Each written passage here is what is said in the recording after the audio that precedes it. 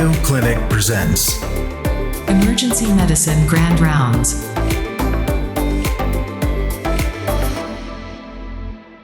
Hello, and welcome to you, all of you, our amazing listeners. This is Mayo Clinic's Always On EM podcast, the Grand Rounds edition, and my name is Venk Bellamkonda. I am one of the two hosts of the show. Please take a moment to like, comment, and follow our show on your preferred podcasting platform, and tell the person sitting next to you to listen to the show too. Hopefully you have been having a great month of July so far. I know I have. I've had the privilege of working with several of our new resident physicians, saying emotional goodbyes with the class who just graduated, and being at the bedside with lots of different patients and families who needed our help. It makes me think back to July 2006. I joined the Mayo Clinic Emergency Medicine residency, and that would turn out to be the most amazing journey of my professional career. And I did that alongside Dr. Kharmene Sunga. She is truly a wonderful person who I would best describe as genuine and authentic. She cares for people and is generous with her experiences and insights, which are truly invaluable when she shares them. She and I were co-chief residents together during the H1N1 pandemic and have grown on the Mayo Clinic EM staff together. Recently, she gave a talk entitled, "Can You Hear Me Now? How to Speak Like an Emergency Physician." And this really challenged me as a listener to reflect on how I could have handled some things differently to really be allied with the patients and truly also my family at different times in my life. To hear my friend perform at such a high level was an incredible gift, and I am thrilled to share it with you today. As has happened before, the formal introduction of Dr. Kharmene Sunga will be given by Dr. Annie Sadasti, who we also hold in the highest esteem. Please take it away, Dr. Sadasti. All right, welcome everyone to today's Grand Rounds. I have the absolute privilege and pleasure to introduce Dr. Kharmene Sunga, today's Grand Rounds speaker, and she's speaking on a topic about which I consider her to be an expert. So this is exciting for me. I'll give you a little bit of background, and I know a lot of it. And so it's always fun to think about what do you have to say about a treasured colleague and friend. But here you go. So she completed her bachelor's at the University of Illinois, went on to get her medical degree from the University of Illinois at Peoria, and graduated from the Mayo Clinic Emergency Medicine residency in 2010 as one of our chief residents. Most of you know her as a treasured faculty member, a dedicated educator, and I'll just give you a sense of what she's done over the course of her career. She's been the long time, and I say that and I really mean it, like dedicated simulation curriculum director. So resident classes after classes after classes have been the beneficiaries of her work with our very intentional simulation curriculum. She was in charge of the off-service resident experience for several years and has done trauma team training. And so if you think about our mature trauma system, we owe a debt of gratitude to her. At the faculty level, she created a speakers development program, and many of our faculty were part of that program, and in part owe a lot of gratitude to her for helping them take their own teaching to the next level. And then she was an assistant program director within the residency. She's a really generous mentor and a super qualified leader. I think about our SANE program, and I'm always grateful when I'm taking care. I'm always sad, of course, when I take care of a SANE patient, but I'm very grateful for the intentional structure and careful protocols that we have. She co-founded the Telesane program, which in my mind is really innovative. It's been a long time, and I think the inaugural DEI liaison within the department, and currently sits as a member of the executive committee. Now, what you may not know is that I envy her in so many ways because she has talents that I don't.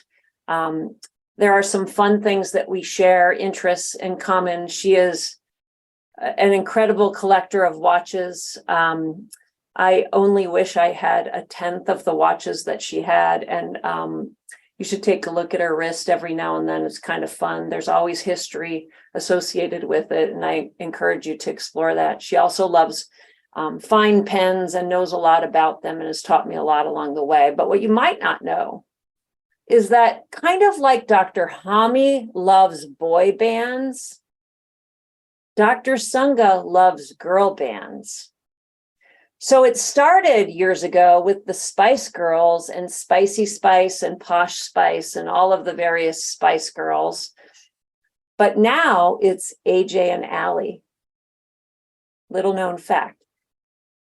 So all kidding aside, I mean, that's true. All of that's true. I'm not lying about any of that. But all kidding aside, she's talking today about communication in emergency medicine, and it's an awesome topic because, truth be told, I think Dr. Sunga is probably the finest communicator I know.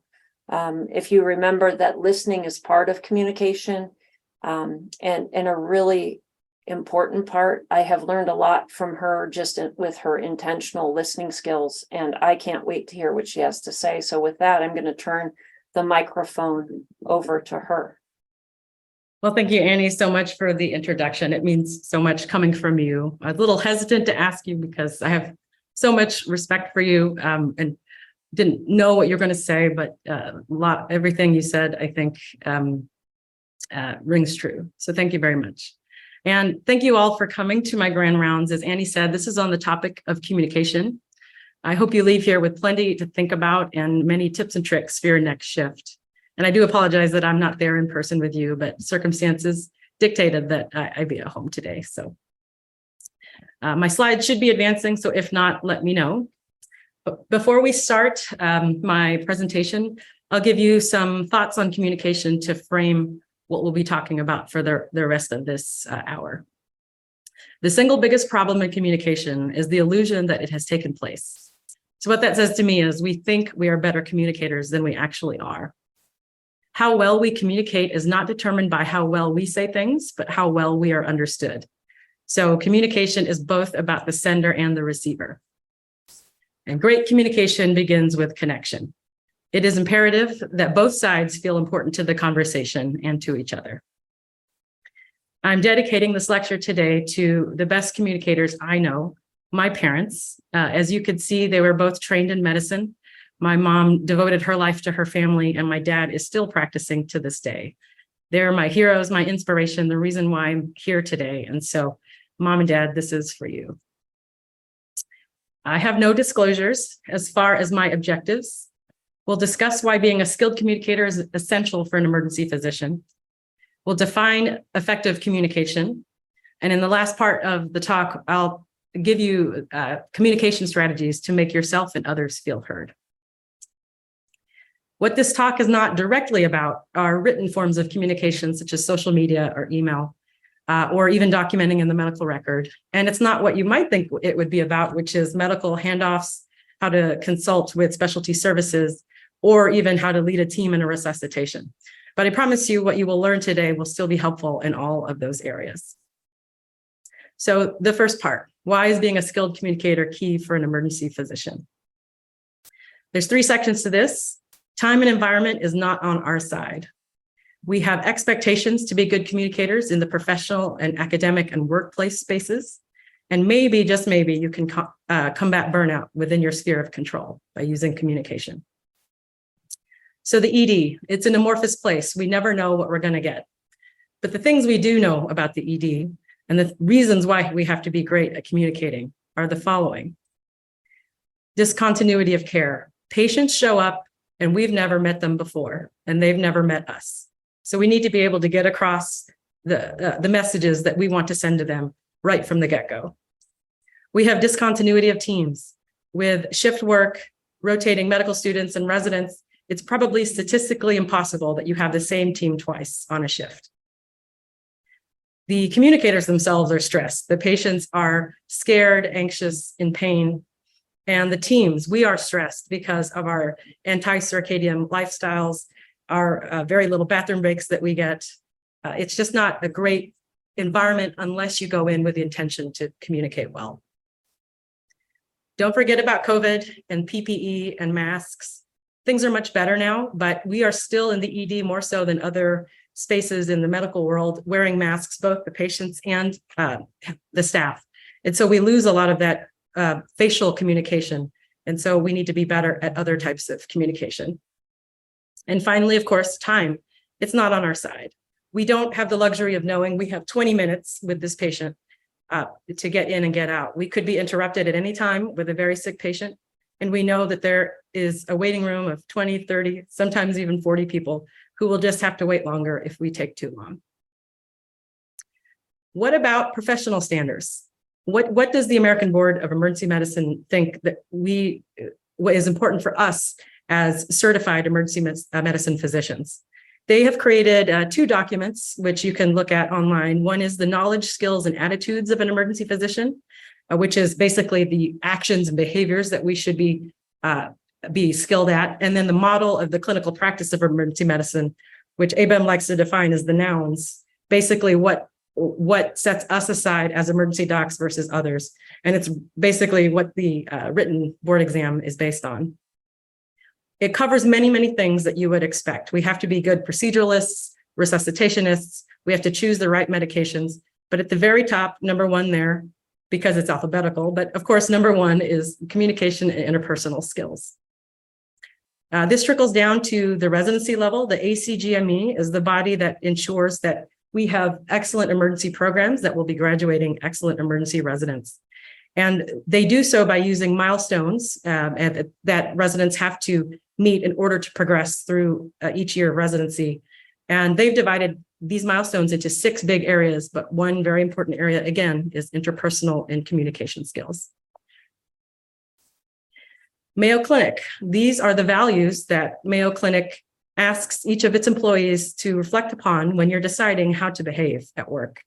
And even though communication isn't specifically listed here, the ones that I've highlighted in blue, respect, teamwork, compassion, excellence, healing, none of those could be possible if you're not a good communicator. Well, let's think about this. In order to be a good communicator, or if you are a good communicator, maybe you'll stem some of the patient complaints that we get. So this was a retrospective analysis of 2,400 ED patients with 3,400 separate complaints. 31.6% of those complaints were communication issues, and 12.9% related to the way patients were treated, essentially, the attitudes of the staff who were rude and discourteous. And then if you're a good communicator, you can actually increase patient satisfaction on the flip side.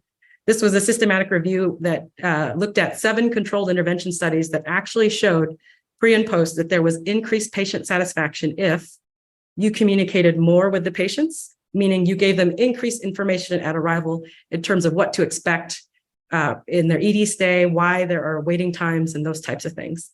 And then increased patient satisfaction as well if employees were enrolled in training courses to improve the attitudes and communication skills. You guys may remember, I sent out a survey a couple weeks ago, maybe a month ago, to most of the people in the emergency department. And I asked, what makes an excellent emergency physician? I wanted to know whether or not colleagues really thought communication was that important. And you'll notice the way that I phrased this. What makes an excellent emergency physician?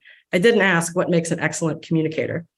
And this is the breakdown of all the respondents. The nurses are our biggest employee category. And so, of course, naturally, they did make up most of these answers. But everyone who did submit your answers, I thank you so much. You helped me a lot with this presentation. So here are the answers. This is a word cloud. And if you're not familiar with the word cloud, the more times a word appears, the larger the word is. And so my original question was, please give me 5 adjectives for what makes an excellent emergency physician. And you can see here that communication and approachability are the top 2 things that nurses want from us. And I would argue that approachability and being calm, respectful, humble, all these other things that are listed on here, a lot of them anyway, these are part of good communication skills. And so far my theory is correct. The NPPA group, approachability is number 1, which makes sense. They come to us as they're independent practitioners, but they also come to us for advice or supervision. So being approachable is important. Social work, it says only 1 person responded, but to be fair, what I thought was their distribution list was actually just an inbox. And so thank you to the one social worker who responded. And because you did, I'm going to give your answer here. It's no surprise. They want us to be empathetic, a listener, a communicator, approachable. Pharmacists want us to be decisive. Again, no surprise, because we're often asking them, what do I do? But in terms of communication skills, they want us to be inclusive, open, collaborative. Residents. This is where I think the data starts to get a bit interesting. Residents do think you need to be empathetic and a good communicator, but they are really more focused on efficiency, which is not surprising because that's really what they're trying to work on the hardest, I think, during their senior years is how to be faster at everything and be better. And then when you get to the consultants, the word communication actually drops off quite a bit. It's not, I'm not blaming or shaming anyone, but it's just something that we don't think about as a consultant that is very important. And so that's part of why I'm here today to talk to you about this topic, because I want to bring it back front of mind. And then here are all the responses collectively. Communication actually shows up twice, so it probably is the number one in line with approachability. Okay, so this is the last part of the first section. Most of you, I talk about this all the time, so most of you probably know I only live 2 blocks from the ED. And so if you can imagine, this is me on my way to work, trying to psych myself up for my shift. I'm a healthcare hero, right? I'm hopefully well rested. I'm feeling very positive and optimistic. My job is making a difference in the world. I am helping people. But if I'm not careful, if bad things happen at work, day in and day out, I might leave my shift feeling like this. Instead, I'm burdened with many things. I'm feeling crushing exhaustion. I'm not optimistic any longer. I'm cynical, and I feel that nothing that I do makes it any better.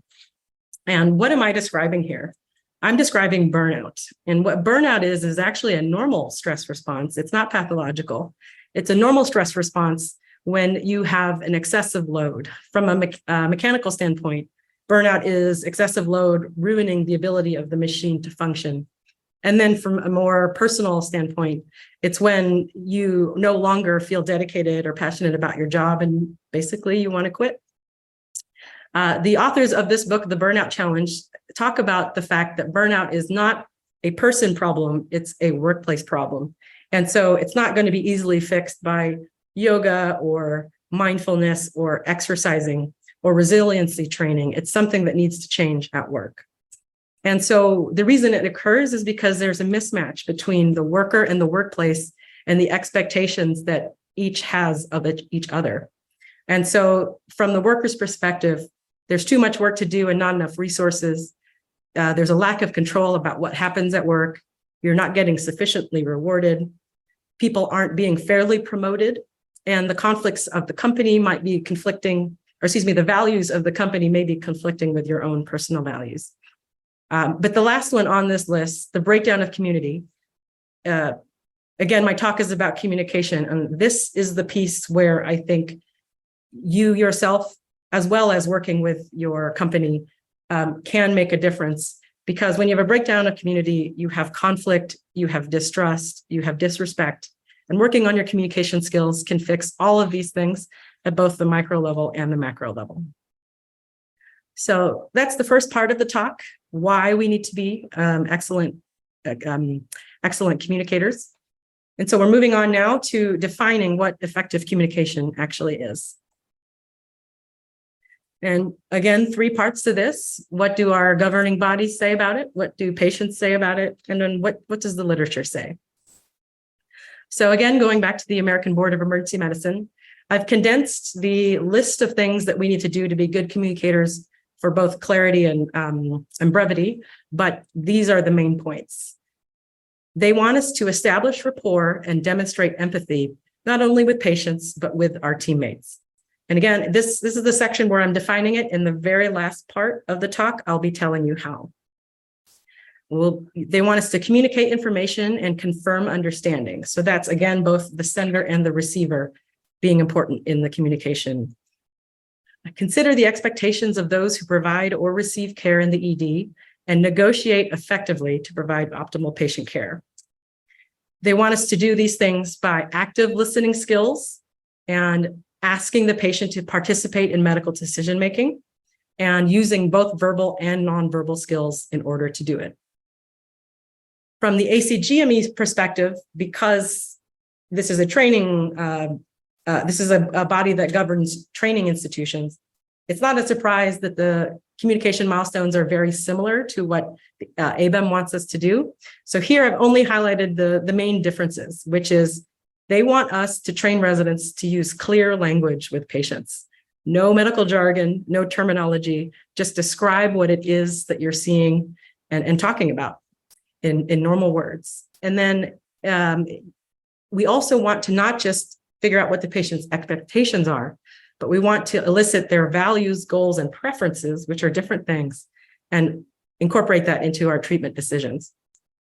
They also want us to be able to get feedback on our performance and then to facilitate feedback to others who are more junior than we are. So that's what the governing bodies say. What does Mayo Clinic, how does Mayo Clinic define effective communication? Well, surprisingly, I found it on the post-ED visit patient survey. These are sent, I'm not sure how they pick patients, but these are sent to patients who've been discharged. And they're not asking patients how well we did in terms of diagnosing the condition or choosing the right medicines or being great at procedures. What they're asking about is communication. How polite was the doctor towards you? How was their attitude and behavior? Did they take the time to listen to you? Were they informative regarding your treatment today? How did they show you that they were worried about your comfort? And did they include you in the treatment decision? So, some definitions of great communication there. Now we're going to go into just a little bit of the literature before we move into the last part of the talk. This was an observational study at an urban academic medical center emergency department where they audio taped 93 ED encounters between 24 emergency medicine residents and 93 non-acute adult patients. And they coded them according to certain definitions of what makes an excellent communication encounter.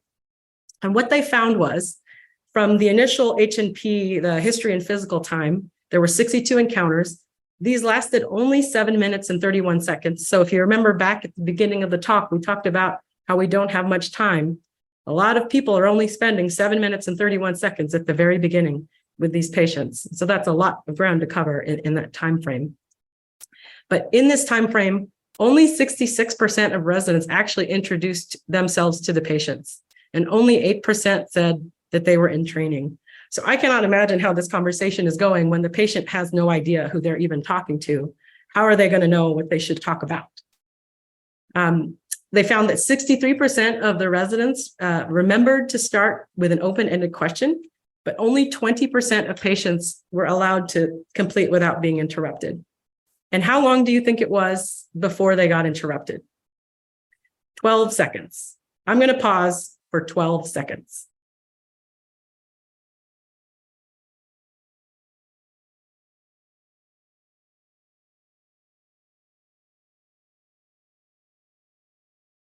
Done.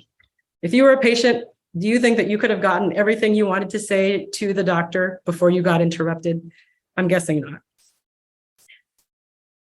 When they looked at 31 discharge encounters, which ranged from 7 seconds to maybe 3 minutes, but the average being 1 minute, 16 seconds, all the things you would expect that your doctor should be telling you when you're being discharged home, what my diagnosis is, what I should expect after I get home, how I should take care of myself, what medication should I use, when should I see my doctor and follow up, and when should I be worried to come back to the ED.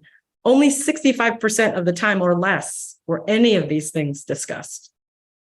And 16% of patients were asked whether they had questions. So 84%, I suppose, had to just figure it out on their own. And there were 0 instances in which the provider confirmed patient understanding of the information. This is the last piece of literature I'll talk about, but this was a communication curriculum that was developed at a university-affiliated county hospital. 26 residents in a 3-year program. And what the authors decided to do was take all of the residents and talk to them in an introductory session about why communication is important. They're doing what we are doing today, which they defined what effective communication is. And they actually provided them with a written checklist of items that they thought would meet criteria for good communication. And then a few weeks later, those same residents underwent a single simulated standardized patient encounter with this time high acuity patients to see how the added stress of a ruptured ectopic pregnancy or a stroke or anaphylaxis, how that affects the way that we communicate with patients. And so how well did they do? They did pretty good at the basic stuff, which is what you want to start with, obviously, but 100% of the time, they introduced themselves. They allowed the patient to state the chief complaint in their own words. They made eye contact. They did not express personal opinions during the interview. And 90% of the time or more, they used the patient's name, and then they allowed the patient to finish his or her sentences. They were still pretty good with efficient gathering of information in terms of the questions that they asked, but 85% of the time only did they remember not to use jargon. They did a lot worse when it came to communicating with their teammates. 61% of the time, they asked the nurse to reassess the patient's response to the interventions, but the rest of the time, that was just information that they didn't get. And then 42% of the time, they remembered to talk to the nurse or the rest of the team about what they thought was going on, if the team had any input or if the team had any concerns. In terms of coming back to the family for a second communication, they were pretty good at telling them what the plan was from that point forward. But 85% of the time, they started to slip in terms of telling the patient and family what their results were. 65% did they ask the question, or the patient, how are you feeling after I gave you that morphine? And 38% of the time did they ask if the patient or family had any questions. And so it sounds to me like a one-sided conversation. Empathy did much worse at empathy, which is okay because it's a hard skill to teach, but that's why we're here today. They really were not able to understand what the patient's perspective was on the illness. They very rarely touched the patient in a reassuring manner. They rarely reassured the patient and family. And so again, this is what we should be doing, but we could be doing better. So the last part of the talk, we're going to summarize communication strategies to make yourself and others feel heard. For this, I decided to look outside of the medical literature and more into psychology and surprisingly politics, but polite politics. None of the name throwing that we see these days. And so I won't be referencing specific sources on my slides, but these are the 6 books that I read in order to prepare for this talk. So How to Talk so Kids Will Listen, and Listen so Kids Will Talk. This is good if you're raising a child, but it's also good if you just need basic communication skills. Ben Sandifer's favorite book, How to Win Friends and Influence People. The Speed of Trust. I got this recommendation from Jen Hess, a great communicator. A book called I Hear You. It's all about validation. Think Again, and Treating People Well. So we got 3 sections again to this part. Talking to yourself, which is basically getting yourself into the correct mindset to be a good communicator. Talking to colleagues, and then talking to patients. Break yourself. What do I mean by this? Well, from an evolutionary perspective, we are all walking around with this kind of mindset. I am so very important. Everybody else is not as important as me.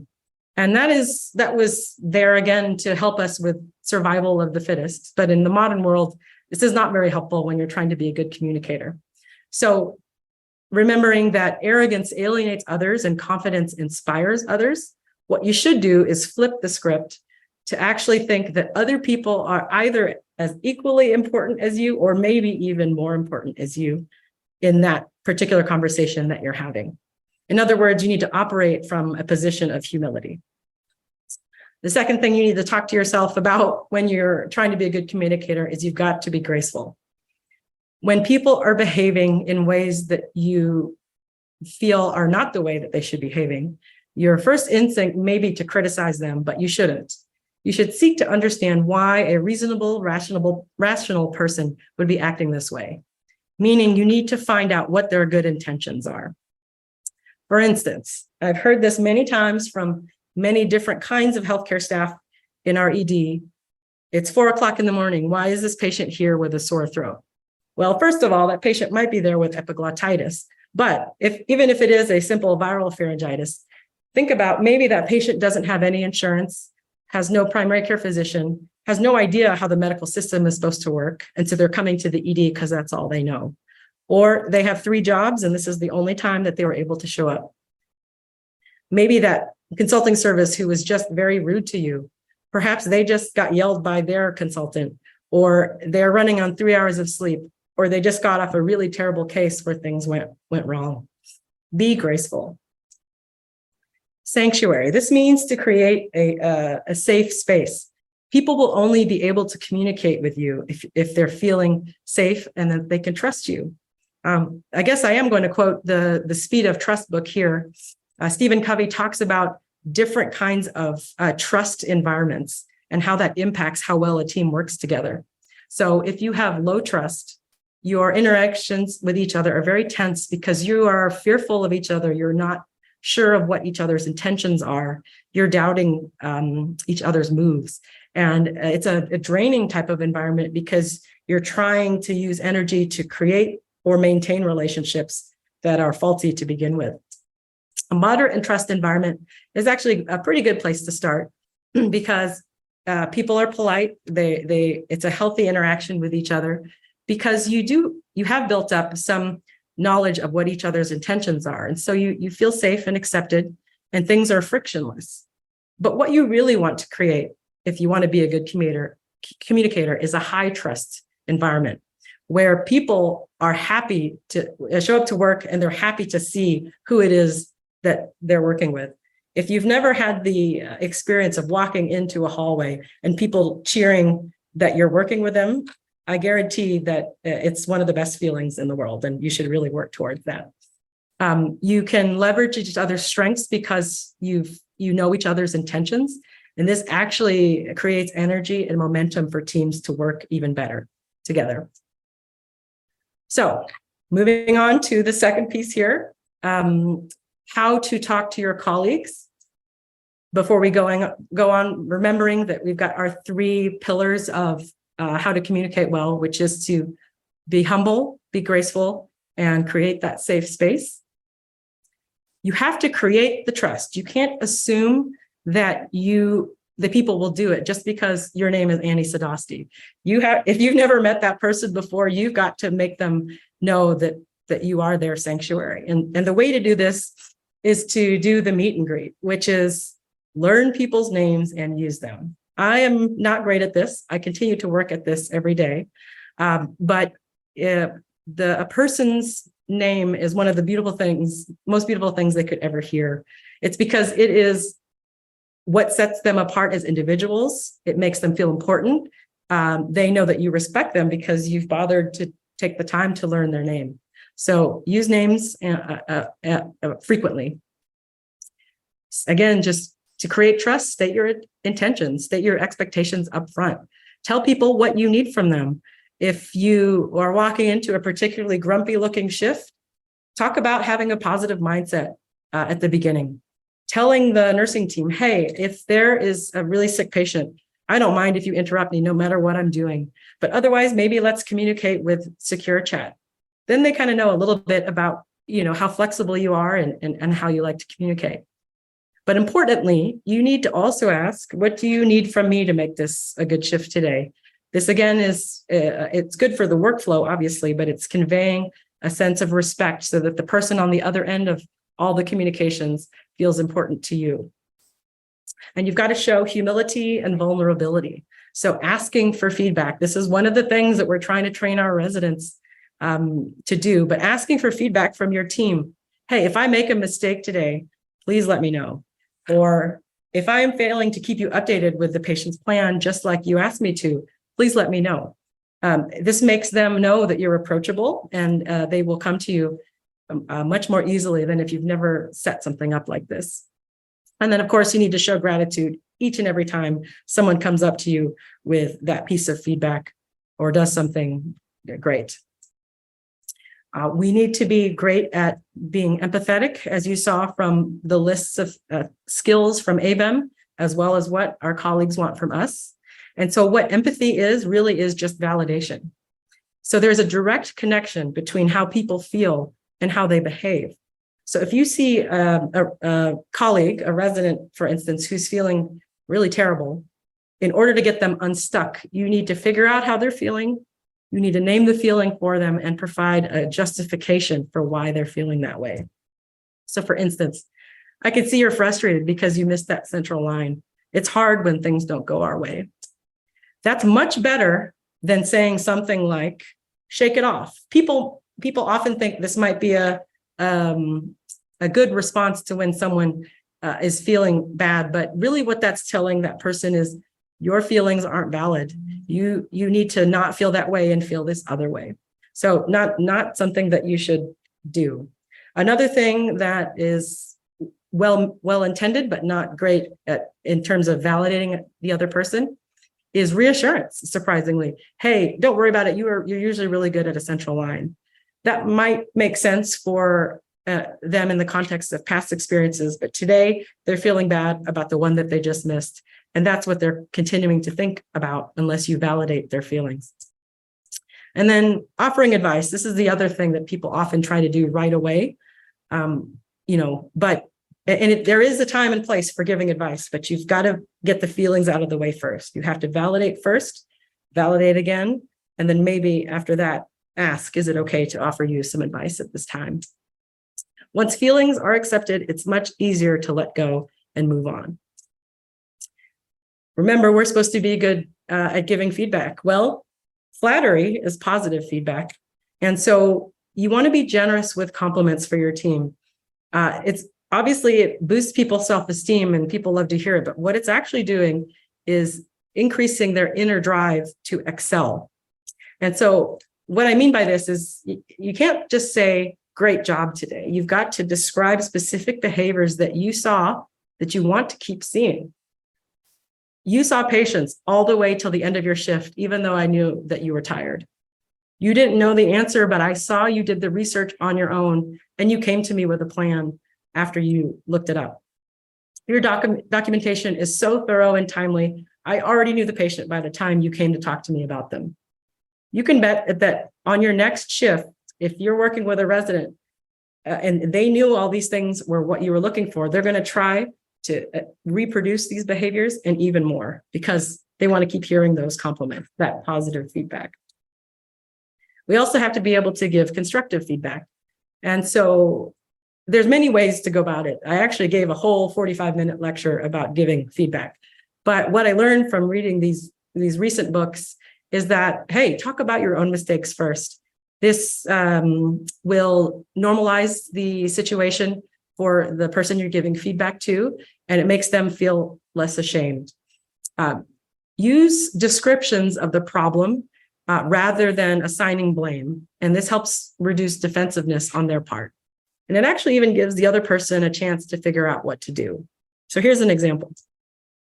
I noticed that the IV fluids on our hypotensive septic patient weren't started right away. I've learned from my own past cases how to do better. Why do you think this happened here? What can we do to prevent it in the future? And the resident could pause for a moment and you can tell them how to fix it, but they may actually come up with the answer and say, well, after we talked about it, I put the orders in the computer right away, but I didn't realize that the patient's nurse had to go to a resuscitation and those orders weren't seen for another 30 minutes. So maybe next time, if I have a time-sensitive intervention, I will go find the person who's responsible for doing it. I will ask them to do that verbally, and I will tell them why I need it to be done in that time frame. And there, you're done. You're a great teacher. You're a great communicator because they actually figured that out on their own. We are finally now at the last piece of the talk, which is how to speak with patients. Again, remembering a sense of humility, grace, and sanctuary. The opening, when you say hello to the patient, that is your first impression. And so you've got to make it the best one. Start strong. You've got to make the patients feel important, remember. So go in with a warm energy and smile. Smiling may or may not be second nature to some of us, but what smiling does is tells the other person, I am happy to be here. You're important to me. I'm present in this moment. So try to do it if you've not been doing it. You want to stay seated. That is a signal to the patient, again, that they're what's most important to you right now. And your posture needs to be relaxed. As Annie mentioned, I do sim with the residents a lot. And when the residents are feeling tense because patients are sick, what I've seen them do time and time again is cross their arms because they're feeling uncomfortable. But that posture is telling the patient that you're closed off. So relax your arms, don't fidget, don't look at your watch, don't go to the computer automatically. Look at the patient, make that eye contact. And then there's something called mirroring, which if you see the patient doing a subtle change in their body language, for instance, cocking their head to the side when they're thinking about something, if all you do is do it yourself in a very subtle way, then that subconsciously tells them that you're connected, you're paying attention, you respect them. So try it sometime, but don't make it too obvious. Again, the meet and greet is so important. Introducing yourself. We saw in the literature that 65% of the time, I think, those residents did not say who they were to the patient. But again, it's very important that you then learn and use the names of the patient as well as everybody else in the room. There's usually maybe 3 or 4 other people in the room with the patient max. So it just takes a few seconds to say, hey, what's your name? How do you know our patient? And it makes everybody in the room feel important.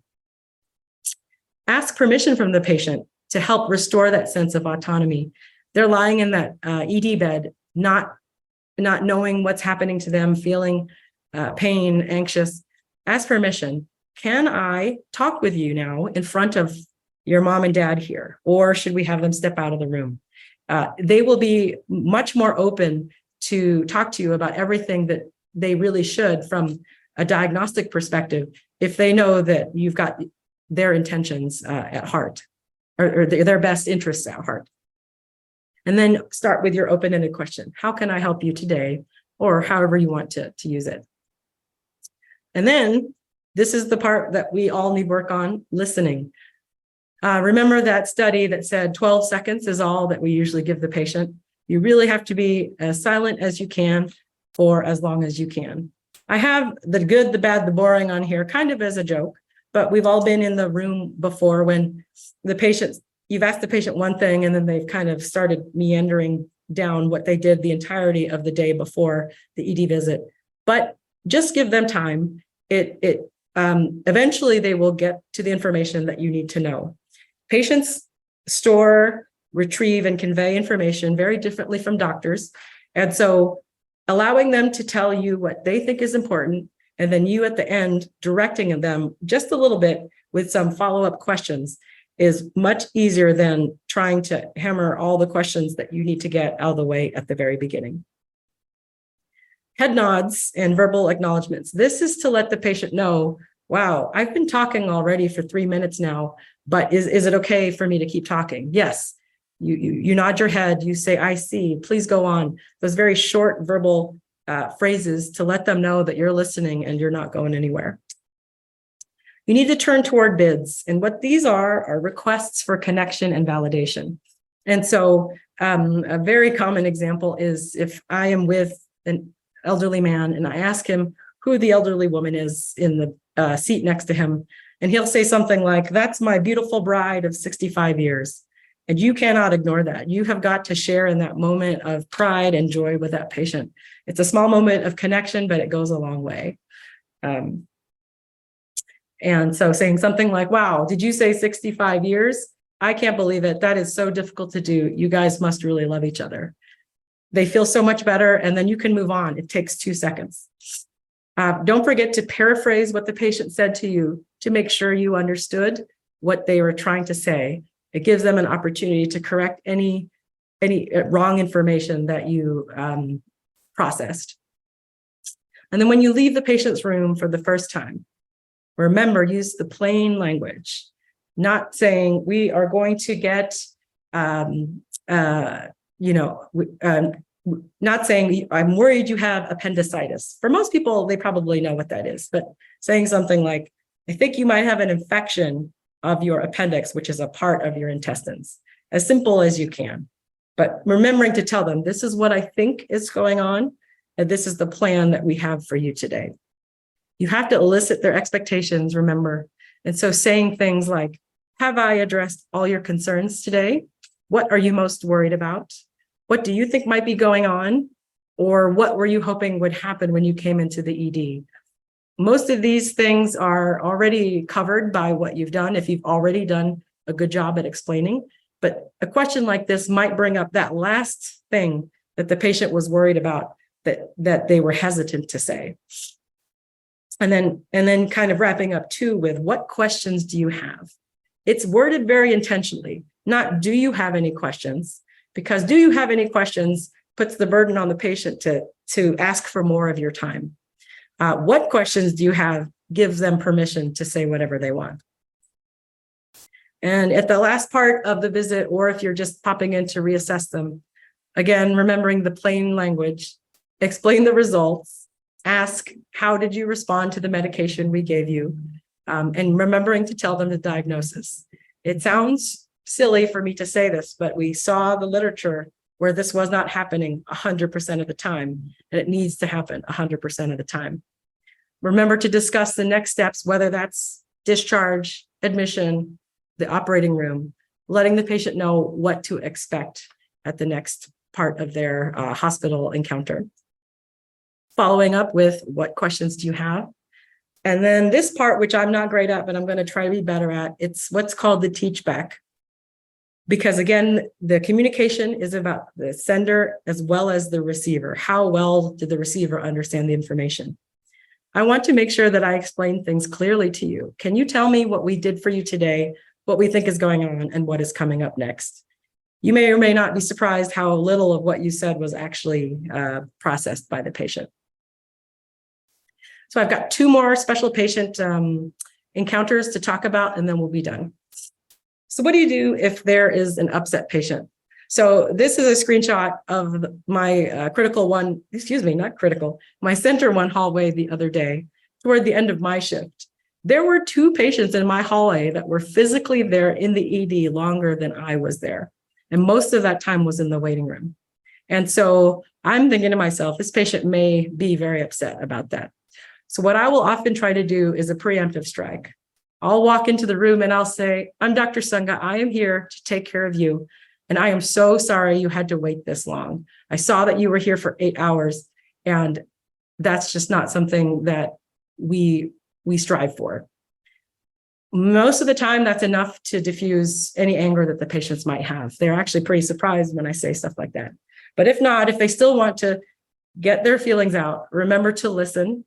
Everything that we talked about on the listen slide, stay silent for as long as you can to just let them get their story out. And don't do what I've seen many people do, which is try to justify or make excuses for what the patient's complaining about. Well, you were only in the waiting room because you're not as sick as the other people. That's not the way to go. You would say, I would feel exactly the same way if I were you. And it will allow the patient to move on. If you can, make it right. So you could say something like, wow, you were in the waiting room so long, we were actually able to get all of your workup done. Things are normal. I bet you want to go home. Let me go find our nursing staff right away so we can get you dismissed as soon as possible. Make them feel like you care. And then what do you do if there is an agitated patient? I have an asterisk here to remind myself to tell you that these techniques will not work with every patient, but try it. In certain situations, it might surprise you. So many times I will come back from a resuscitation and I will see in the hallway 6 security guards outside or inside a patient room. There will be a patient in restraints, spit mask, nursing team there, and then a resident hovering over their face saying, if you don't calm down, I'm going to have to give you medication to make you calm down. everything you've learned today, this is probably not the right technique. So what do you do instead? If I come in the room and see that there is a situation that we need to get a handle on, I'll describe how the behavior is affecting me. And that lets people's guards down and makes them feel more relaxed. It's easier for people to cooperate with you when they're not feeling personally attacked. So I'll say something like, I'm feeling really frustrated because everything in this room is going in the wrong direction. You want to validate how that person is feeling. Don't negate them. Many times people will be yelled at if they're thrashing against nursing. I will hear people in the room say, calm down, calm down. We know that that is not the way to go. Instead, you could say something like, I could see you're feeling threatened by all the security personnel.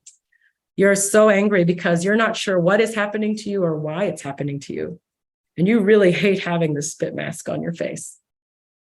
People might retort with some sort of snarky answer, but they're listening, they're understanding that you understand them. And you want at this point to pivot and make them say yes. And any yes is a win, no matter how small. And what this does is you've got to figure out how to make what you want the same thing as what they want, and for them to understand that. So something like, I'm here to take care of you. We both want what's best for you. Yes. There's that first yes. We want to get these restraints off as soon as possible. Yes. I think the best way to do that is for us to work together. Yes. So that's 3 yeses. They're already in this momentum of yes. They've shifted away from the momentum of no, and they're hopefully going to start becoming more calm and working with you. And then you could continue to guide them. Tell them or get them to do what you want by letting them live up to expectations. For example, I know you want me to feel respected because I'm showing you respect. So let's talk to each other without yelling. This has worked for me, I promise. And then at the end, you can give choices that are acceptable to you, whatever choice they make, but give them choices of how to proceed so that they can regain some of that self-control. So I need some blood work as well as a urine sample from you. Which would you like to give first? So those are just some tips and tricks that I have to be a better communicator for you. And what I hope in the end is that you learned a lot, and that the next time you might hear from the Office of Patient Experience, rather than hearing complaints, you're going to hear compliments such as these, which are real compliments that our team got from patients. You listened and communicated beyond my expectations. You greeted me and took my full story. You were patient and caring. You directed questions in a way we could understand and answer. You were professional, compassionate, and kind. You fully addressed any questions and concerns. You had incredible bedside manner. I felt heard. You explained what to expect so that I could feel less anxious. You made us feel like we were the only patients at Mayo. The needs of the patient come first, came alive.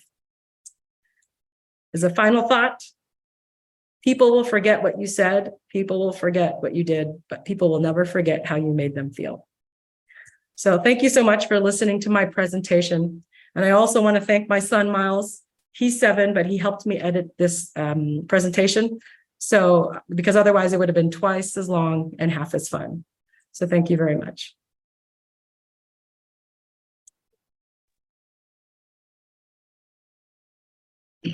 By the way, Annie, one of those compliments was one of yours.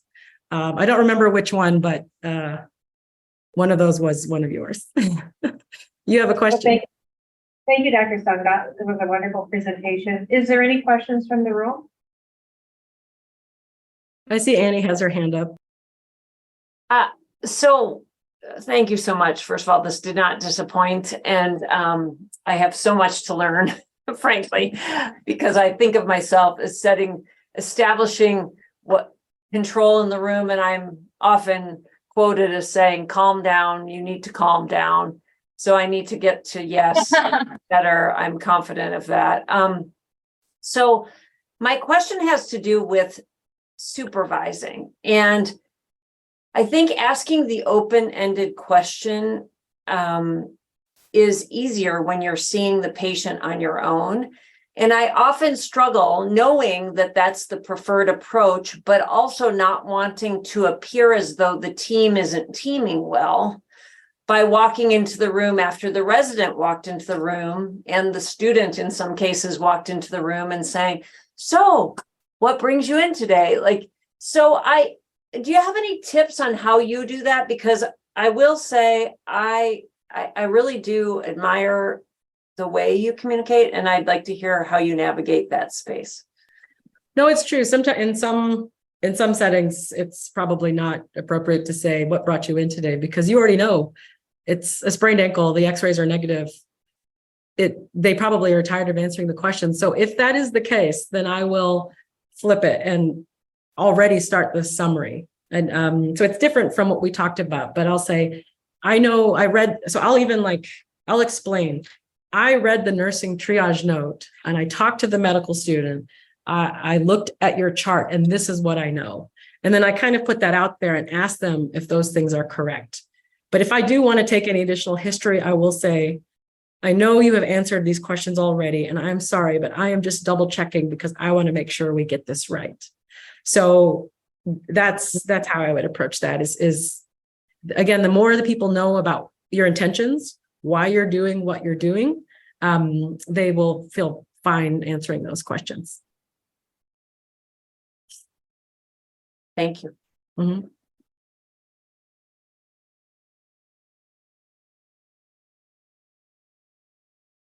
All right, I expect all the residents to have great communication skills in our next sim session. Someone was asking a question, I think. You sent us all your quotes. I'm going to try and memorize them. I'm on the back of that. Yeah.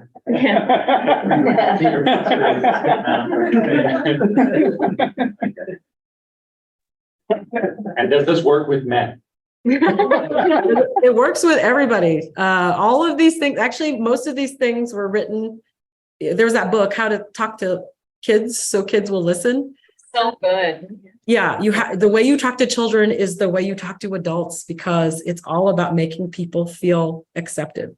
That's like the bottom line. It's amazing how, if you do that, you will diffuse so many situations. Kharmene, my friend, you've taught me so much over the years, and this is another example of that. That was incredibly special and very, very helpful. Thank you so much. Thank you, everyone else, for listening to the show. Alex and I are really grateful for you for giving us your time and attention. It's a gift in our eyes, and we hope to repay it properly every time. If you felt that this was valuable, please take a moment to like and follow our show. It would mean the world to us. Also, please come back on the 1st of August for the next chapter of the podcast. Until then, stay well and be a positive influence.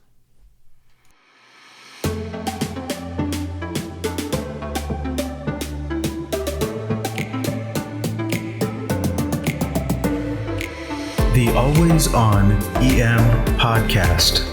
Emergency Medicine Grand Rounds.